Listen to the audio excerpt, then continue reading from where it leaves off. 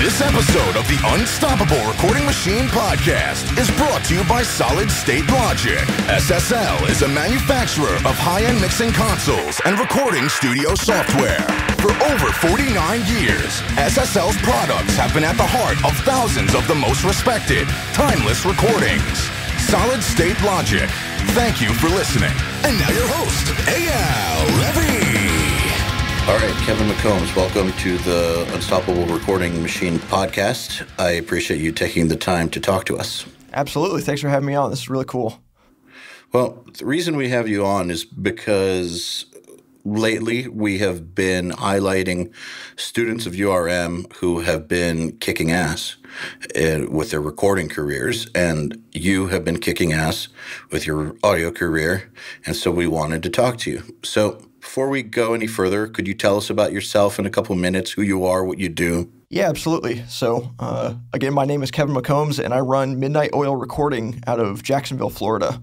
I've been doing audio for the better part of a decade, from, bedroom producer stuff to doing a little bit formal, informal in college to, kind of grinding once I got out until my studio space was built. Everything that I do in the studio, I have built from the ground up from an industrial warehouse that was just a complete and utter shithole when I got in here. So I spent a really long time making my facilities and getting gear and stuff. Wait. So when you started, you just got this warehouse and it was just like a warehouse? Yeah. So my brother has a machine shop in the same parking lot as my studio. And we lived together. So we were already in good with these landlords, and the space opened up, which is attached to a brewery in town called Bold City Brewery. It's a great location, but yeah, it's just an old industrial office space that's probably been renovated like 3 times since, the 30s or whatever when it opened. And so I got in here and it was just decrepit, moldy carpet, the works. I was scraping floors for months, painting, doing all that stuff. And now I've got a live room, control room, rehearsal, and sort of chill room, and it constitutes a studio. I'd love to see pictures of it. If you send me some pictures, we'll put them in the show notes so absolutely. Everyone can see it, because sounds like you built it from scratch. That's correct. It's impressive. Would love to see it. I'm sure everyone listening would love to see it. How long did that take you? So my brother and I got the space 2 years ago, but it took until just last year to have it actually be a functional space. So when we got it, I was working a full-time job, and by full-time I mean 50 to 70 hours a week, just trying to grind as much as I possibly could. And then I'd come over to the studio spot after work and do grunt work basically to turn this into what it was. I made all my own acoustic treatment panels. With the help of a coworker, I installed the window between control room and live room, and basically the works.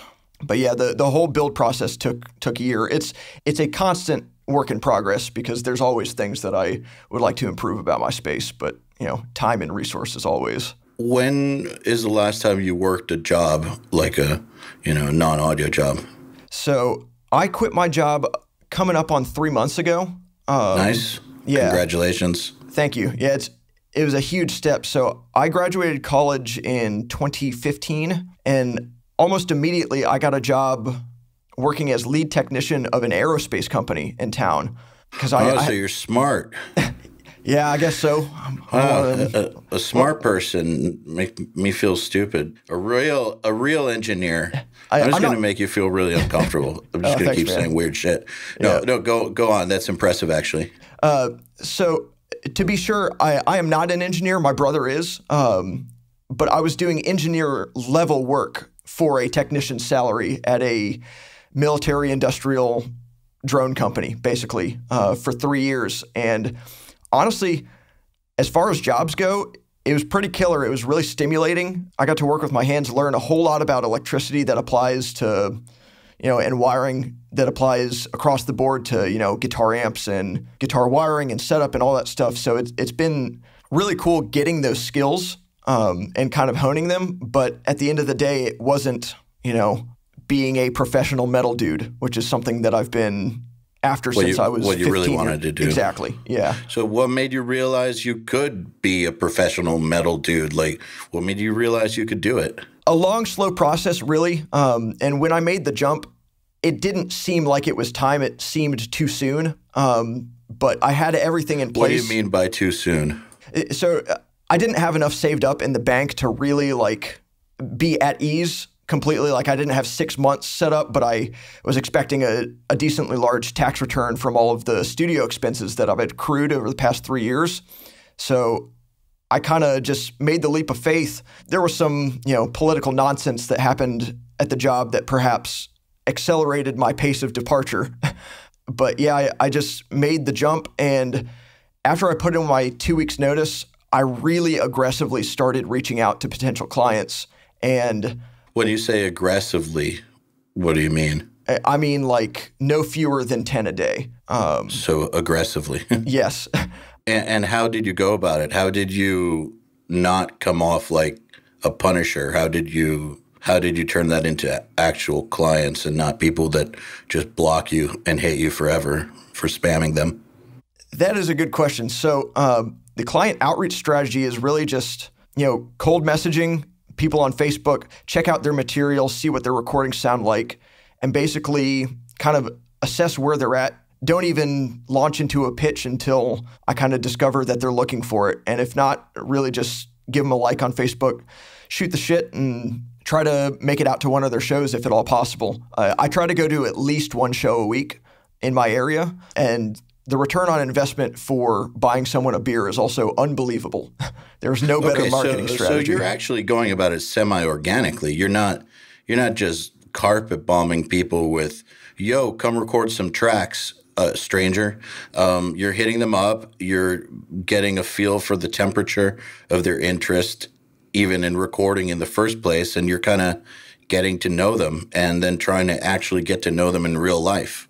That's exactly right, because I mean, like you just mentioned, nobody wants to track with you from a Facebook message that they receive from somebody they've never heard of. That doesn't happen. Of course not. Yeah. No. If it does happen, like, watch, we're saying this, and then you'll get a comment from the one guy who made that work, but everybody hates that guy because he annoys everybody. There will always be somebody who made it work, but it's fucking annoying, and nobody likes it. And that's not the reason that bands choose to go with somebody. They choose to go with somebody for many, many reasons, not being one of them. They want to go with somebody that's going to help them fulfill their dreams, their audio dreams, and who they're going to have a good time working with. And so you can't tell any of that stuff off of a Facebook ad or some random message. And in fact, the random messaging leads some people to believe that you're not going to be a chill person. So it will have the opposite effect sometimes. So and the way that bands find these things out about a producer is not through what a producer necessarily tells them, but it's what other clients tell them that they're friends with, and what YouTube tells them when they hit play on one of his mixes. Yeah, that's what does the talking for you, in my opinion. And then, of course, once you meet in person and you're not a total weirdo, that helps seal the deal. Yeah, the thing to me that I attribute to actually kind of landing projects is really having the whole package, is going out to see people in person, hang out with them, actually enjoy their music, be there for a reason, but also having a website that shows my facilities, that shows my portfolio, that shows what they'll be getting if they come to work with me. And the thing that I try to do most often is I try to get people to just come tour my studio and hang out with me for a couple hours and talk about your project, talk about what you're trying to do. And if my space is not the right space for that, I know the person who's got the right space for that, and I'll give them a reference too. It seems really important to me right now that as I'm sort of getting my footing in the scene, that people just know that I'm not out to get them. I'm legitimately interested in listening to what they've recorded, and if I can help them record something that sounds better, then I want to help them. And that's really why I'm I'm kind of doing this is because I get immense joy from that. Yeah, you're not just trying to cash grab the local scene and fill them up with bullshit and give them whatever recordings. You want to help these artists fulfill their potential and get the best possible representation of their audio art that they could get at this moment in time. Yeah, and honestly, in many instances, that has meant artists that are not death metal. You know, I record genres all over the map because people hit me up through word of mouth, and that's really exciting to me. And that's a trend that kind of started in the studio that I built at the college that I was at. Is I got experience recording radio drama, bluegrass, blues, acoustic music, death metal. It was all over the place. By radio drama, do you mean like those like plays that they would read over the radio back in the day? With sound effects, that's exactly right. So sick. Like step back into 1942. Yeah. Like for real, like the kind of stuff that they did in the 40s and 30s. Yes. So it was a student project that was, based on studying that time period, and so they did like they did like a sci-fi radio drama. I had to insert the laser sound effects into my DAW and stuff like that. It was pretty cool. That sounds like a fun project. Yeah. So, what's been the biggest challenge so far? How did you overcome it? I think really it's a mindset challenge that every single week is not going to produce a project for me. And staying diligent on myself to use open... Mindset-wise, I just want to clarify. Yeah. So are you saying that you need to accept that not every week is going to score a project and to not get bummed or not let that get you down to where you're not still going for it 100%? Yeah, so it's not getting bummed, but also not getting anxious or kind of stressed out by the fact that 2 months from now, my bank account is not accounted for. And if I work very diligently to take my free time and plow it into Nail the Mix or plow it into systematizing things about my business, then when the clients do show up, they're going to be stoked because I've got everything in place. And that philosophy has held true for all of the projects that have come in so far. But it can still be very difficult to be so uncertain, basically. Well, let me just give you a little bit of, not advice, but just from my own experience. My own experience tells me that this lack of certainty is something that you need to figure out a way to be very comfortable with, because you're going to have it no matter what level you're at. And let me give you an example, 2 examples. One is I was talking the other day to a guy who has produced 2 gold level bands in the past year. Like, he's having a huge career and he's working on something right now. And then he doesn't have anything booked for the next 6 months. Then he's got something after that. But so he's finishing a project. It finishes in 2 weeks and nothing for 6 months. I'm sure that he's going to find work, right? It's not that he's not going to find work, but this uncertainty thing and the up and down of booking, that happens at all levels. And so it's something to get used to. And it's also one of the reasons to have backup funds. If you can save them, do your best to have 3 to 6 months, because this will happen. And so it can get very, very stressful. And you don't want that stress to come out onto your clients, right? You don't want them to feel it, because stress is contagious, and it can ruin projects. So by having that backup money, it'll make life a lot better. But also the second example is my dad. My dad, the symphony conductor, who he both has had tenures at orchestras, where he's the music director for X number of years, and then he also guest conducts.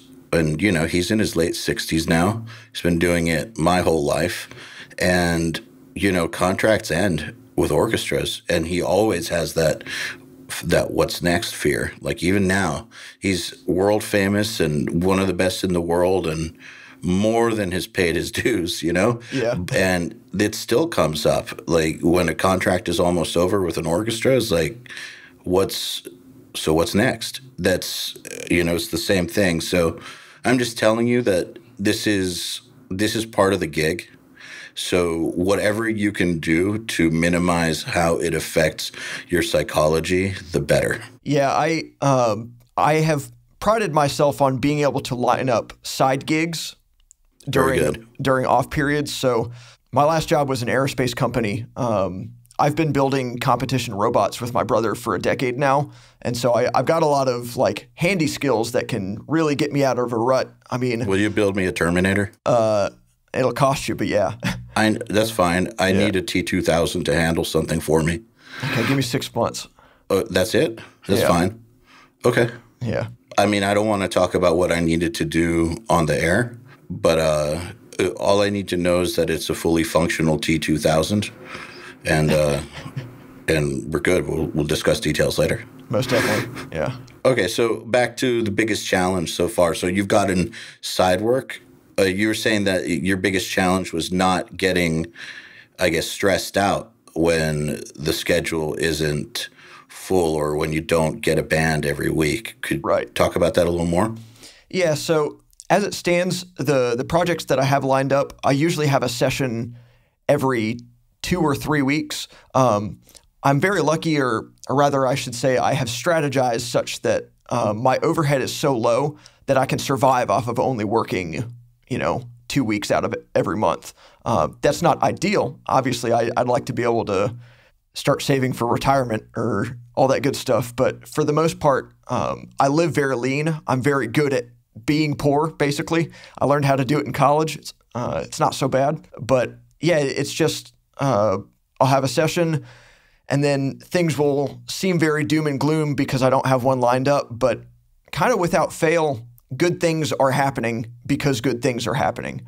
I get calls from people kind of unexpectedly, and it's really a matter of stringing together the smaller gigs. So, a session or two with an artist for some drum programming or just some, even one day of drum tracking can be the difference between, paying rent and not being able to pay rent. Absolutely. Also, if you want to be a professional recording guy for a living, which you do, which you already are, one of the things that will make a big difference coming up, I started to notice this like 5-6 years ago, and it's only gotten more and more so this way, but there was a time period where bands did everything with a producer, right? Everything. But then I think maybe a little longer, like around 2010-ish, 11, after Guitar Pro had been around a while and more people had a DAW, it started to become more and more normal for a band to just go to their producer for drums and then vocals and mix, or record it themselves and then have the guy mix, or just do drums at the guy's place if he's got a nice drum room, do the rest themselves. Like, this is a reality of the modern recording age, and it's only going to be more so as we go along. So find comfort in the little projects like that and try to get a great reputation for them. I got a great reputation for my drum sounds, and so I did a ton of projects just drums for them. Big bands too, just drums.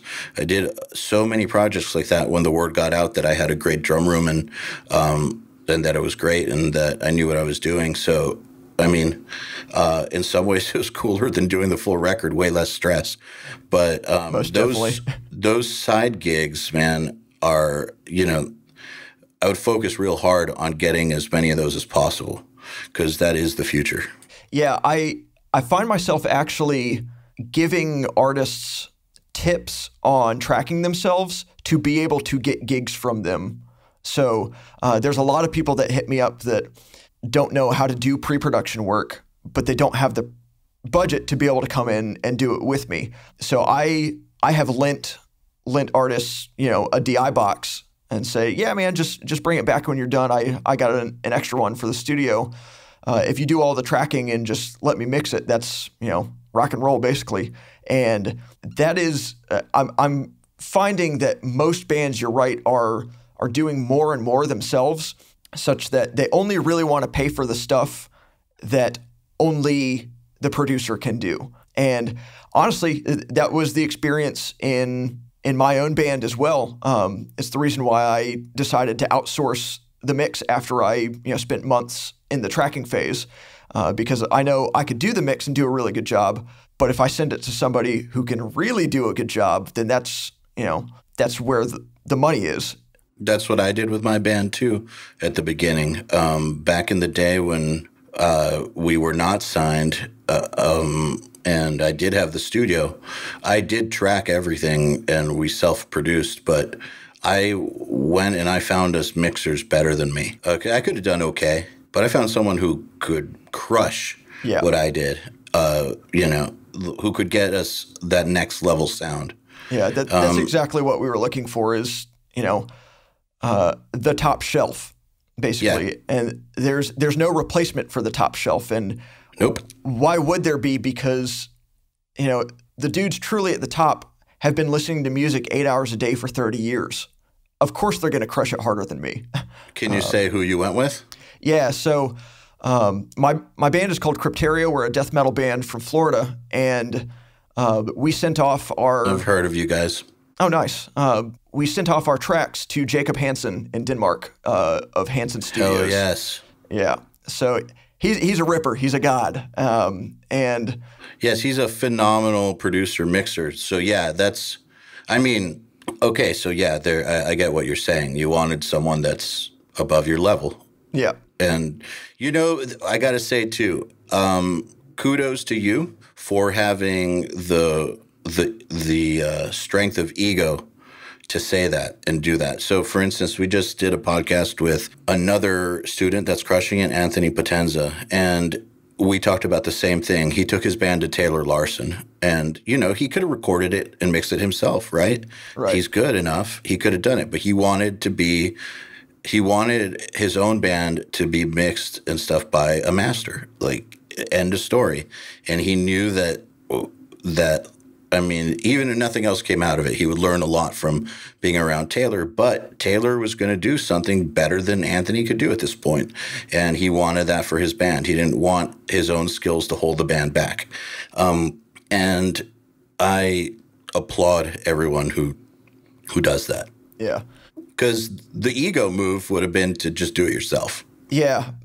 Mostly, I'm just stoked that I get to work with him, It's great, isn't it? You'll learn a ton. Yeah. And honestly, the fact that I even approached him to do the mix is something that I didn't know how to do a year ago. I have learned a tremendous amount through URM and especially the Summit in terms of, strategy for reaching out to people who are at the top. Oh, how to get them to actually pay attention to you and not see you as not see you as just another Punisher online. Yeah. And, the truth was he wasn't the only mix engineer that we reached out to. We reached out to several top shelf mixers, and I was expecting to hear back from none of them, to be perfectly honest. But a very, concise, polite, well-worded email that says what we're about, here's some demos, here's our budget, and we'd love to work with you. It really goes a long way when they can tell that you're, serious, basically. Absolutely. One of the things that people get really, really wrong when they hit up busy people is leaving details out and making them do too much work, like not including their budget or not including a good workable link, not giving all the pertinent details. Someone's super busy. If they open your email with the possibility of taking you seriously enough to say yes, they want all the info right then and there. Or like, what is this band? What is their budget? What are they looking for? What do they sound like? Now, while I have 5 minutes to devote attention to this, because if you lose those 5 minutes, who knows if they're going to get to your email ever again, let alone in the next 5 months, Right. Yeah. Everything. I said what amps we were going to use, exactly what tracks he was going to receive, in what format, based on the technical document that I read from his website. And yeah. Very, very good. Yeah. You actually read the document on his website, and in the email, you referenced it? Yeah. So, I mean, he lays it out exactly what he wants. And why would I give him anything else? Very good for like, very good as in like, for just, it's just thorough, man. Like, it shows that you're paying attention. It's the kind of thing, like, I don't know if you remember the stories about Josh Newell and his internships at for Lincoln Park. And I've told the story many times, so I'll be real quick about it. There were lots of people who were runners at NRG for Lincoln Park and interns. And Josh Newell got the chance to edit drums one day after being a runner. And the reason that they gave him a shot was because he was the guy that never messed up their drink orders, because that means that he was paying attention to what they wanted and got the orders exactly right every time. And so by you looking on his site and reading his requirements and referencing that, it shows that you're paying attention. Like, you're not just one of those idiots that hits people up online that doesn't even realize they're hitting up another human being. Like, right. You're respectful and being thorough and serious about it. So of course you got a response. Yeah, man, that's something that I've been very in tune with. Also on the producer side of the equation, is being thorough is kind of everything. Yes. Yeah. Is that when bands come in and they can tell that even if I'm working very quickly, I'm addressing every little part of the process, and I have a process to do it. That really is the difference. And one of the mindset things that allowed me to kind of see myself as a professional instead of as a bedroom dude. That's something that strikes me every single time I see a Nail the Mix, is just how much attention to detail gets placed on the right things. Oh, you mean like when the mixers are doing in the live streams, like... Exactly. Yeah. Like a great example is May 2018, Carl Baun going all 10 hours Bullet of it? from a Valentine. Yeah. But the attention to detail is just second to none. I mean, and that's why it sounds great. Yeah. You can also tell, or for instance, this month with Opeth, I'm sure that the mix itself is going to be very detailed, but you can just tell with the tracks that we got that so much detail work went into those. You can just tell. There's a reason for why these top-level guys put stuff out that's top level. And it does not happen by accident. It happens through a lot of great decisions and a lot of focus on those things. So, question for you. How did URM help you? That is a very large question, because so I got involved with URM after I signed up for one of your boot camps. Oh, shit. So I signed up for one of your boot camps. Like back in 2014? Yeah, so I did not attend a boot camp because I signed up immediately after you had just run one. Because I got your Creative Live. I was like, oh, this shit is rad. I need more than anything. Say again? I'm sorry. Which Creative Live? I've done like 8 of them. The boot camp. The Monuments boot camp. Got it. Monuments boot camp, yeah. And so I saw that, and then I saw the in-person boot camp, and I had been operating basically with myself and the Sneap forum for years at that point. And I've been very lucky in my life to have really profound mentors on the engineering and robotics and philosophy and writing side of things, but I've never had a music production mentor. And I was like, this is what I need in person, turning knobs and stuff and seeing what happens in real life in the room. So I signed up for it, even though I knew that one wasn't scheduled. And you shot me an email like, hey, look, hang tight. We've got some stuff in the works, but it's going to be a while. So I waited 2 years, and the boot camp turned into the summit. Correct. Yeah. Yeah. So you're that guy. I'm that guy. Awesome, man. I am so glad, and I hope you're glad too, but I'm so glad that you didn't just ask for a refund and that you trusted me enough when I said, just sit tight. We are going to do something it is going to happen. It's going to be a lot cooler than what the boot camps were. Just roll with me here. Yeah, man. Honestly, my knee-jerk reaction when I found out about the summit was, man, I signed up for a 15-person, kind of one-on-one feeling boot camp, and now I'm about to get diluted by 100 guys. I don't know, man. So I had to think about it, and then the more and more I got involved in URM, I was like, no, I'm about to bear witness to something far more radical. When the summit happened, no event like that has ever happened before. Or since. Yeah, or since. And nothing will until the 2018 summit, because it was literally a group of 100 individuals who were going at not only audio, but audio for heavy music. Who were what a niche within a niche. Exactly. Like the 100 most driven people who are not already crushing it on the planet showed up to this thing. It was a really life-changing experience, even if there were no courses, even if there were no seminars or anything, and it was just that group of 100 people hanging out, really important things would have happened. And they did. I mean, I met a lot of people that I work with remotely. So he's been interviewed on this podcast before, but Tiago Mesquita from Portugal did drum production work on the Crypteria album, and I couldn't have done it without him. He did my editing. He did. Tiago is a badass. He's a bad motherfucker, and he's really quick. He's really reliable, and he's just a super nice dude. And I met him very briefly at the summit, and that's what that interaction turned into. And yeah, I can't even begin to express how every facet of that event changed what I'm doing, because I got back and pretty much immediately put my 5150, on the stack, and then used the Andrew Wade 5150 technique and got the dankest tone of my life. Okay. You're referencing that Andrew did a guitar tone class. Yeah, the guitar tone master class. So he just showed a method for committing to the tone at various stages, and it was more a tone philosophy than a tutorial in many instances, because I'm not looking for his tone. I'm looking for better tone. And you couldn't get his tone even if you tried, because you don't have his brain. Yeah. You have your brain. Your brain's fine. Yeah. I have my brain. I have my signal chain. I know what I think sounds good for the material that I'm working with.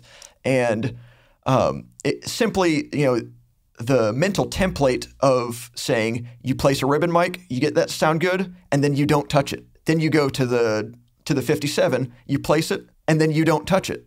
And then after you commit to all of these things, then you dial in the amp, then you do, seeing, again, I'm going to keep harping on this, but seeing how thorough and methodical the process was really eye-opening, because I think we've all, in our recording infancy, go through periods of endless tweaking and just like beating dead horses and like, does that sound better? Not committing to anything, and then coming out with like a really shitty tone. And honestly, that was just one seminar. I refer to my notes from the summit every single week, and it helps me every single week. I mean, the idea with it was that you'll have information you can use for years, for years. If you took proper notes. And it's interesting, man. Like, I know that there's some guys who went and got inspired and then went back and did nothing with it. But then there's, because, that's just how it is. Same thing with so you go to a Tony Robbins seminar and 3,000 people are crying and are like, oh my God, my life, ready to change their life. And then they get back to their real life and 90% of them don't do anything. But then you always hear about the ones who are like, that changed my life. The very next day, I got home and started doing this and this and that and this and that. And 2 months later, I did this. And 2 years later, I'm a millionaire or something. It's a similar sort of thing where you talk to the people who went to the summit who took meticulous notes. Really, they got every ounce of value they could out of the experience and went right home and started applying it. It's amazing watching what those people have been able to achieve in just a few months. Yeah. It's crazy. It is crazy to consider that it has only been a couple months. Yeah, man, 6. Yeah, it's been 6 months, and I'd be so extreme as to say I felt a moral obligation to crush it after that event. Good. It's far deeper than just, yeah, man, I can make a living doing this. No, it was far deeper than that. You know, it kind of fed the 15-year-old kid in me that wanted to do this. You know, it totally stoked out every part of me that's been into it. That's killer to hear. I totally was not expecting that to be the answer of how URM helped you, but that's amazing. Yeah, and I mean, again, that's just the summit. All the Nail the Mix and the fast tracks have also been really integral. I have a lot of bad mixing habits that I've been breaking myself of with Nail the Mix. I mean, I didn't even touch Nail the Mix until after I quit my job because there was no time to do it. And that was crushing me because I was just kind of like stockpiling months that I knew I was going to be able to get to eventually. But, you know, on top of 60-hour weeks, getting a studio off the ground and having band practice a couple times a week, my mixes were suffering. But you stuck around anyways. That's right. Well, because I knew I would always have it if and when I needed it. And the time is now, basically. It's great. That's great to hear. And yeah, the Nail the Mixes are time consuming. That's very true. That's actually why we started Mix Lab. Even though it's not ever going to replace the live mixes. Right. We just wanted some resource, and it is in its infancy. So eventually it'll have like 200 videos in it within a year and a half or something like that. But, you know, it's still at the early stages, so it's only like 25 videos. But it's for people who are very, very busy, don't have the time to watch Nail the Mix, and they just need like a quick tip on something. But also, one thing people should always keep in mind is Nail the Mix has timestamps. So right. There is that. But I totally understand. Me personally, if I was the one who was going to study Nail the Mix, I'd want to go little by little, taking meticulous notes and have, you know, spend all the time I could on it. And if I couldn't spend time on it, like I wouldn't be cool with only spending an hour a week on it, if that's all I had. The thing that has helped me the most with Nail the Mix is not only taking notes, but I have my DAW session up, you know, and I basically work as I go through the mix, and I'm pausing constantly. So even a 5-hour Nail the Mix turns into a 10-hour endeavor for me, because that to me is the thing that allows me to see what is my instinct with how to EQ the snare, and how do I break myself of that habit because his sounds so good, you know, and being able to identify like, oh, I tend to hype my 100 hertz in all of my mixes. Why do I do that? That's something that I think I can beat out of myself from really treating it like homework, if you will. Hey, you know what, man? I would like to talk to you about getting you in our group to discuss that on maybe a Facebook Live. Absolutely. Because that is a brilliant way to approach Nail the Mix. And I wish that everybody approached it like that. Like I think a lot of people watch it. I mean, when they watch it live, one of the reasons that they're watching it live is because of the chat and the interaction, and there's all that stuff, and that's fun and that's cool. But you know, but then people watch it and rewatch it. But don't get the impression, and I could be wrong. I know that some people do this, but by and large, I do not get the impression that people are doing it the way you're doing it, and that's the way you should do it. You should pause a lot. You should take meticulous notes, and you should try to do it yourself. And then once you get a result, then watch what the master did and see what's different about what he did, what you did, and what is better about what he did, and then try to apply it to your own workflow right then and there. Use it to break bad habits. Use it to evolve. You will get way better if you take a slow and meticulous approach like that.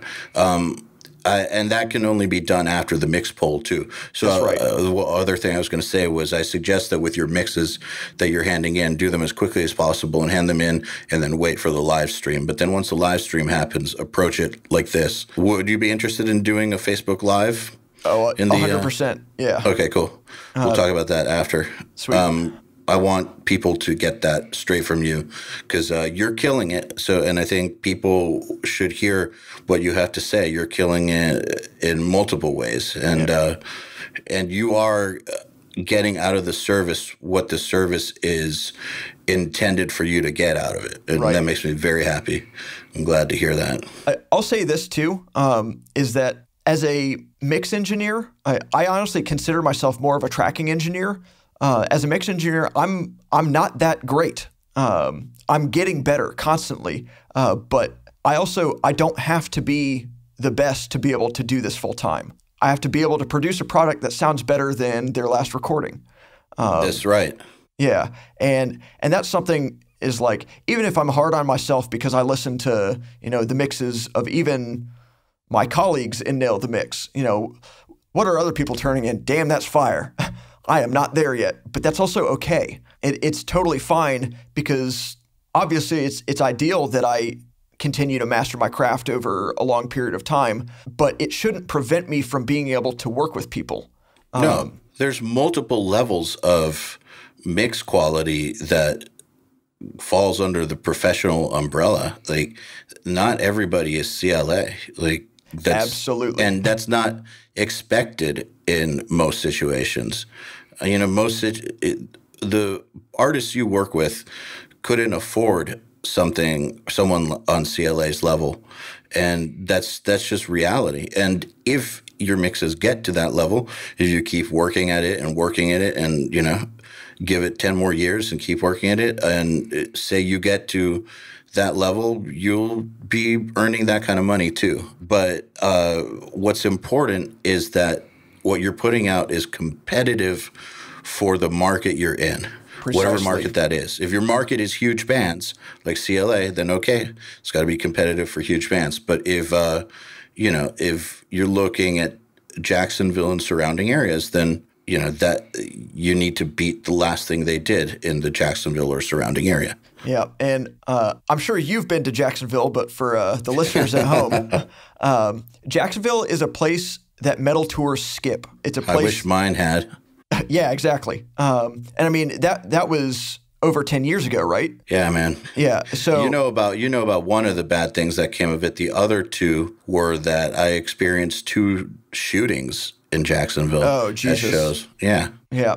So we have a bad reputation as a city, especially for heavy music. And I have my thoughts as to why that's been the case for a long time.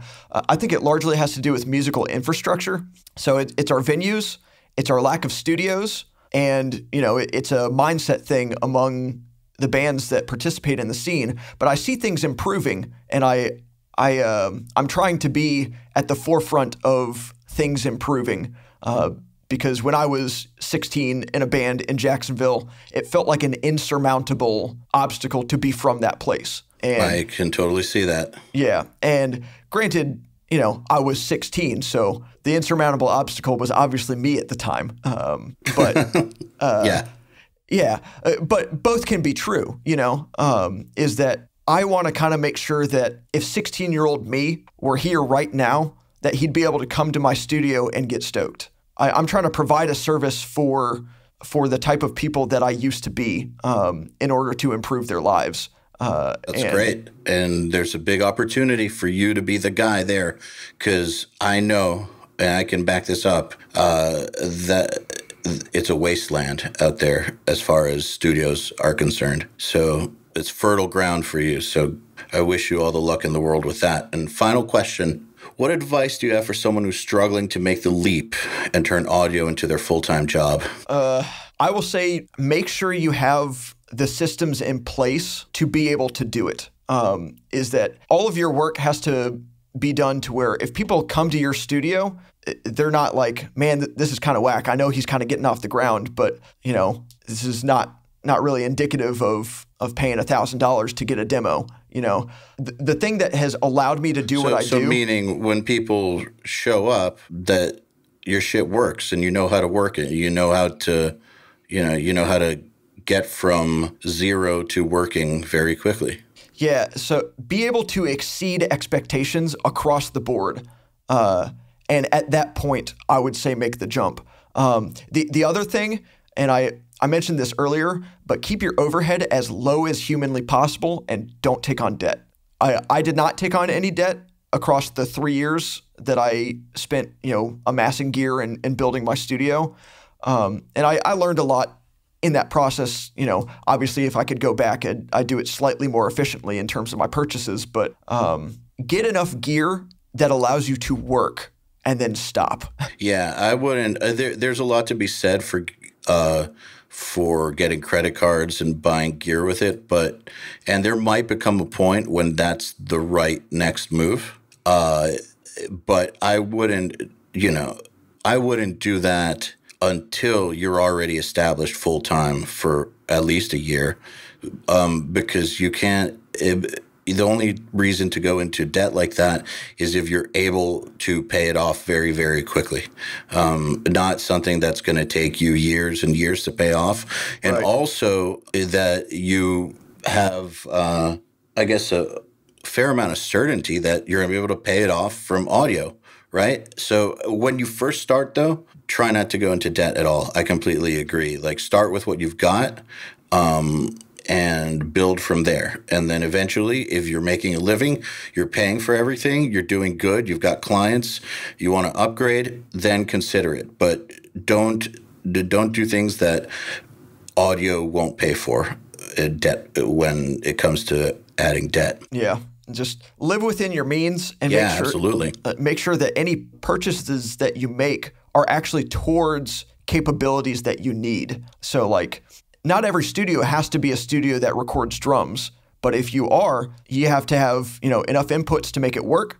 And something I found is that one of the most important pieces of gear that I've got is a headphone monitor that allows me to, very efficiently give the drummer what they're looking for in the headphone mix. And the same goes for vocalist, especially if you're trying to track multiple people at the same time. The headphone mix is more important than any compressor that you can buy. And I believe very strongly in that. I completely agree with you. Well, it's important that people at the beginning especially stick to non-sexy but essential purchases, the stuff that you'll use in, day out in order to create the product. So room treatment, the computer you're working on, what you're listening through, things like, the headphone distribution amp that you were just talking about, like whether it's Hearback system or the Behringer unit or whatever, right. That counts as what you're listening through. That is how people plug into your system for recording. And I don't mean that you have to have the nicest preamps ever, but just taking care of all that stuff and making sure that it works well and that you know it well, it goes a long way. And it's much more important to have that stuff established than to not really know what you're doing and just have a bunch of badass preamps but terrible monitors and stuff. Like, I remember I was talking to someone in one of our groups who had all this gear. Like, they spent all this money on outboard and were mixing on these shitty headphones because he couldn't afford monitors. It's like, what are you doing? Like, you could have bought 5 sets of monitors with the amount of money that you spent on compressors. What difference does it make if you can't hear what you're working on anyways? So, yeah, you spend the money on the stuff, on your workhorses, and the stuff that's crucial first. Yeah. Absolutely. And I'll say one last thing about, making the jump is that I think 100% you have to have a strategy to be known. And obviously, based on what area you're in, it's different. I have no idea what it's like to try to tap the market in LA. I understand Jacksonville, and that's what I'm trying to do. But my strategy, and this kind of comes a little bit full circle too, because it was one of my gear purchases. But my interface is actually a console. It's a M32, a Midas console, but it uses the Behringer X32 control scheme. And basically, what that means is that I can run live sound at almost any venue because I know how to use the X32. And that has been incredibly beneficial for me, that I can not only go to shows, but I can run live sound and use that as advertisement for my business to do that and get out and meet people and, turn some knobs and stuff. And so, again, that strategy is not going to work for everyone, but you have to find out what is going to convince people that you know what you're doing in a way that is not going to beat them over the head with it. So one thing that would be good is to do things in the right order. So you develop the strategy first, right, and then the tactics second. The tactics being, for instance, I'm going to buy this piece of gear. So everything that you do, like every action you take, should be serving the strategy. So you made a very wise tactical purchase of that board and Behringer to serve your strategy of using live sound as a way to get your name out. If you were just randomly buying gear because you're setting up a studio with no strategy, I'm sure you could end up with some good pieces and stuff. But then your strategy of getting out there and using live sound to promote yourself, it's not that you couldn't do it. It's just by doing it this way, it's so much easier. There's one less thing that you have to swim upstream against. That's exactly right. So wise thinking, my friend. All right, Kevin, thank you for coming on the podcast and sharing of yourself with the community. It's been a pleasure talking to you, and hope to talk to you again in the future very soon. Eyal, the pleasure has been mine. This is super cool, and I appreciate all the work that you guys at URM do. It's y'all just heard it. It changed my life. So thank you. Thank you very much.